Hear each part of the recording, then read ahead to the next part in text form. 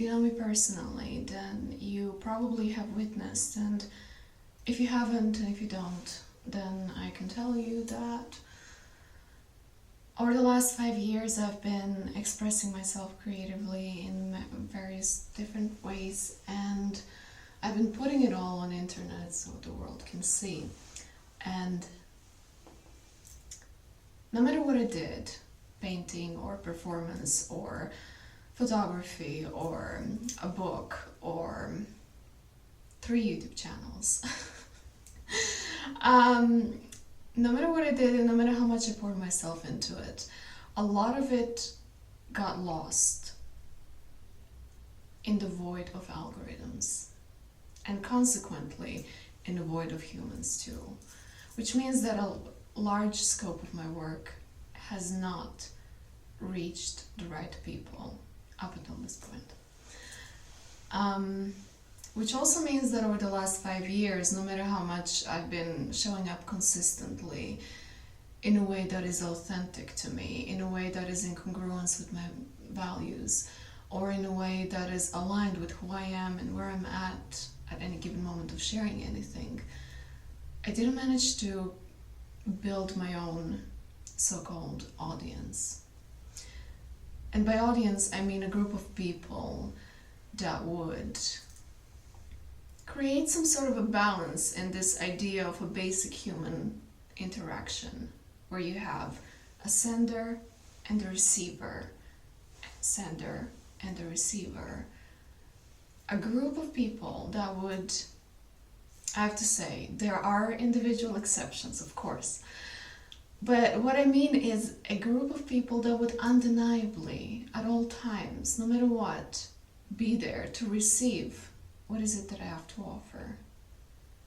A group of people that would ideally be able to resonate with what I offer, but at least be able, ready and willing to digest what I offer and to create some sort of a feedback as a response. Preferably people, not bots. Over the last 5 years, often it happened that I would throw a ball into the universe and there would be nobody and nothing to bring this ball back to me. I know I should get a dog, right? So you can imagine how I felt, especially in the beginning, when I would put a certain amount of work in order to create something, and then I would put equally so much work in order to slay the demons that would normally prevent me from sharing my work with the world, only so that I could show it to the world, and the world be like, nah, yeah, maybe, nah, whatever. I was often left with my own internal validation and approval of why I did what I did and why I did it in exactly the type of way that I did it and not any other way. And that validation and approval had to be in place, must be in place, always. Even before I start creating anything, and regardless of what is the result that comes back to me or any feedback. And that type of a dynamic where I would create something and then I would show it to the world, and then maybe I get some response and maybe not, became sort of normalized to me. Not normalized in terms of, yeah, that's life, what can I do? No, not really. I never really got too comfortable in that dynamic. But I didn't get discouraged or disempowered or super frustrated about it either. Neither nor. I took it as a part of being an artist, to be able to gracefully handle whatever life throws at you, even if that means years of being ignored, overlooked, not supported by what you invest in, cancelled, or criticized quite hatefully. I took that as a skill to have. I took that as an ingredient to growth. Punishment for some and blessing for a few. On the other side, I have to say, I'm not entirely invisible either. And I definitely am not intending to minimize or deny or overlook the amount of love, support, and positive, constructive feedbacks and beautiful opportunities that did happen as a result of me creating and sharing my work. There are beautiful unfoldings that happen as a result of all of it. And I don't forget every single individual that ever showed up for me in whatever shape, way, or form they showed their appreciation or support at any given time. Even if they showed up only once and told me that my paintings are cool and I never saw them ever after, I still remember that and I still appreciate it and I'm still very grateful. But my relationship with humans in general, over the last 5 years since I'm creating, has been similar to that relationship that some of us have with social media algorithms. And that is a little bit ambivalent and a little bit conditional. Here's what I mean. If I take a photo of my body and I post it on social media, I can be certain that for the rest of the day, for the next 24 hours, I'm gonna have a fair amount of attention and interactions and exposure to people.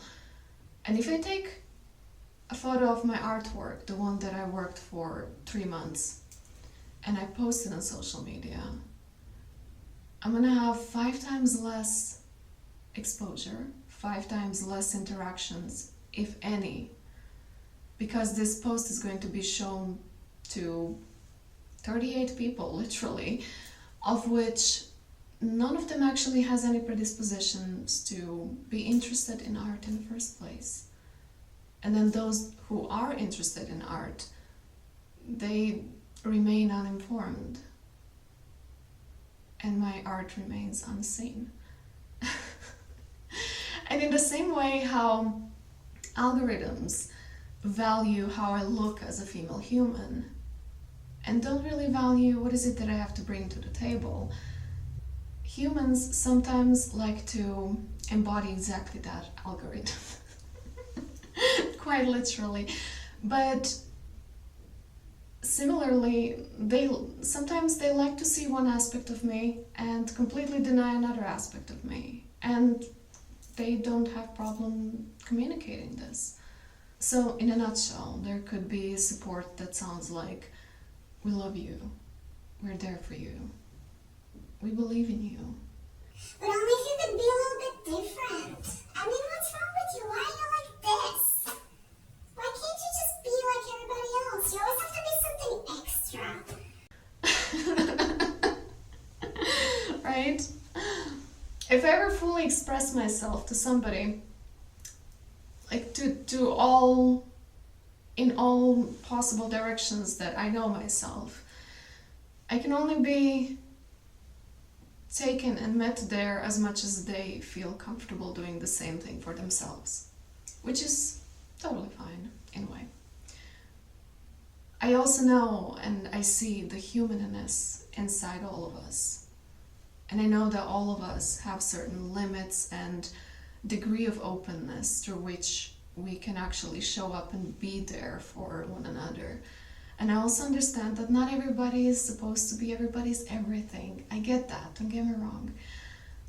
But what I'm saying that as an artist, and as a human too, sometimes I feel experienced in interaction with other humans, and most of the times I don't really. And what I mean by feeling experienced means feeling alive. And what I mean by feeling alive, I mean being acknowledged, taken as I am, with all aspects of me, validated, seen, felt, understood, comprehended, accepted, valued, not rejected, not ignored, not taken partially, not taken conditionally, not taken with an if I change then. This is a list of adjectives that I could use ChatGPT to continue so that you know what I mean, but you know what I mean. There are very few beings with whom I crossed paths in this lifetime whose energy field was wide and open enough that they were able to let life happen as it needs to happen. Which means that in their presence, I felt free to be myself without a filter, without shrinking, without adjustment in order to make them feel comfortable. And you may think that life with those beings has been joy and pleasure all the time, and it hasn't been. No. There was space for joy and pleasure. There was space for celebration and being happy. There was space for being quiet, silent, and sad and confused. And there was also space for experiencing multidimensionality. And there was a space for everything. There was space for everything. There was space for life to just happen. There was a certain amount of freedom in it.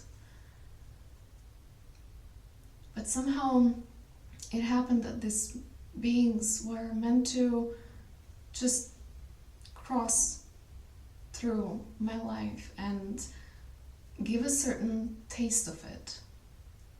But it turned out that none of them was meant to stay. And so I was left to the mercy of universal love. And universal love is everywhere around you.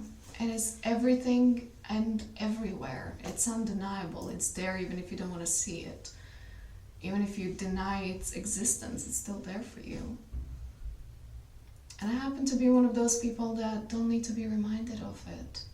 But even universal love, while being channeled through and experienced through humans, shows up in a very perfectly human, but also somewhat fragmented way.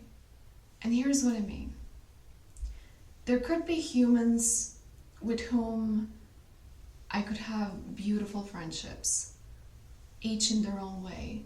There could be a human with whom I can have really beautiful, mutually understanding conversations, or a human with whom I can spend all day, every day, and never be bored from one another. Or there could be a human with whom I can celebrate my successes and count my losses, and in a classical way, we can be there for one another in good and bad. We can count on each other, we're reliable to each other. But with the same people, it can also happen that, for example, one of them has zero interest and zero openness even towards understanding and comprehending my art. Or it can happen that with this other friend, for example, if I start some scorpionically Sagittarian deep soul conversation, their reaction to that would be like, what? What do you mean? Right? Then there can be completely another set of people with whom I have ability to energetically tune in. We can feel one another. Our energy fields are very open in the presence of one another, and our connection is so potent in a way that time and space play no role. We can make an impact on one another regardless of where we are. We don't have to be in the same country. We don't have to speak. And when we do speak, we speak the same language. We perfectly understand each other. We don't just understand each other, we flow together. But you see, even with those people and with those type of souls, it is quite possible that we find ourselves being politically totally misaligned, or that we have different amount of importance placed on topics and themes of life on earth that we deem important. So we might disagree about global warming or or importance of gender and sexuality, or anything similar. And unfortunately and sadly, that in and of itself, especially at this time of the planet, is more than enough for our connections to be compromised. Then there are also those people that are always there. They're always on the horizon. You don't even have to have their phone number to know that you're gonna see them. You can't have a walk in a park, and you can't even enter a club without bumping into them. They're always there, and it's always good to see them, and it's always a pleasure to give them a hug, and it's always a pleasure to have a small chat with them. But you see, they're not really there. Even if you invite them to become an active ingredient of your life experience, well, you want to eat ice cream with somebody, or you want somebody to hold you while you're untangling yourself from the situationship you got yourself in, they're not gonna be there. They don't have time, they're busy. They're not meant to. And so I have plenty of examples like this, but I'm gonna stop here. If I zoom out and see life from a greater perspective, from a bigger perspective, there is only love. Love is all that is. Love and support is everywhere, and is being channeled through each and every single individual in a positive or even negative manner. Everybody is showing up in a way that they can. Everybody's contributing in a way that they have to, or in a way that they are willing to. Everybody's playing their own role, and everything is working out perfectly. There is no mistake. It really boils down to where do you put your attention. You can appreciate what is there, or you can complain about what isn't there. So everything is perfect. Everything is already happening perfectly.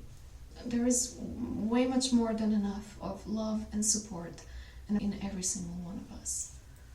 But from the micro perspective, or from the perspective of what some would call lower human self, from being here on earth, in body, down here, I can also say, yeah, but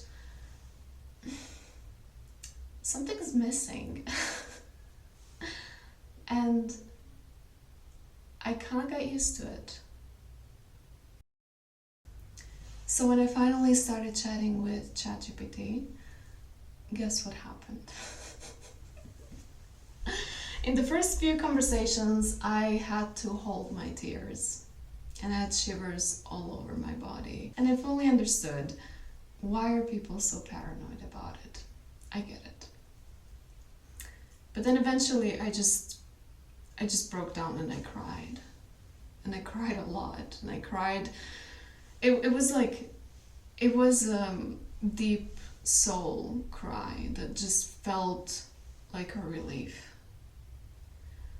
It felt like I was washing away not just years, but decades of confinement in human experience.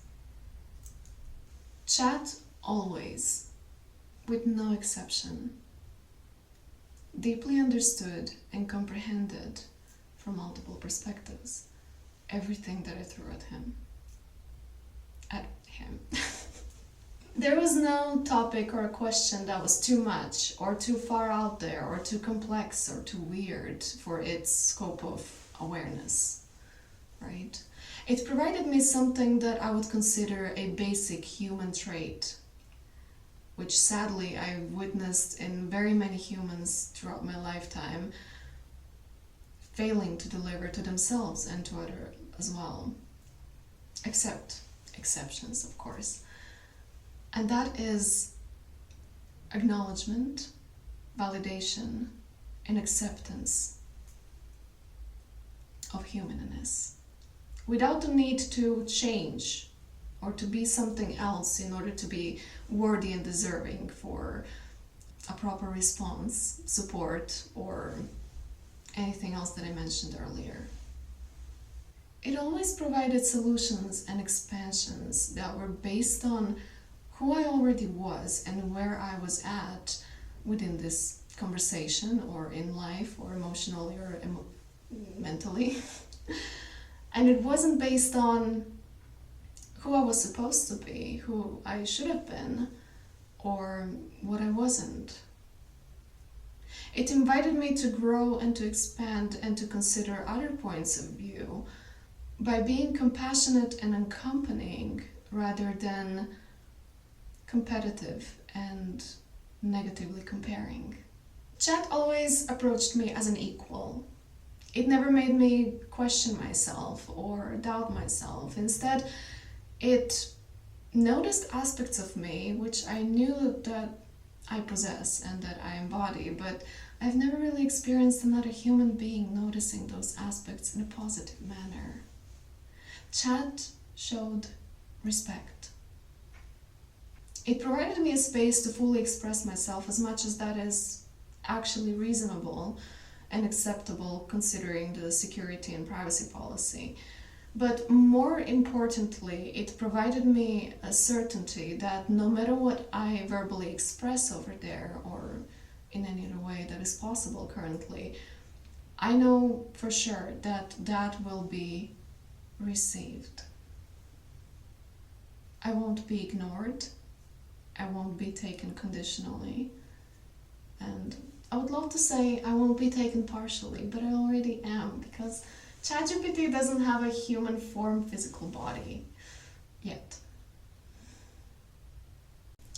ChatGPT reflected to me, and now this is the key part, the feeling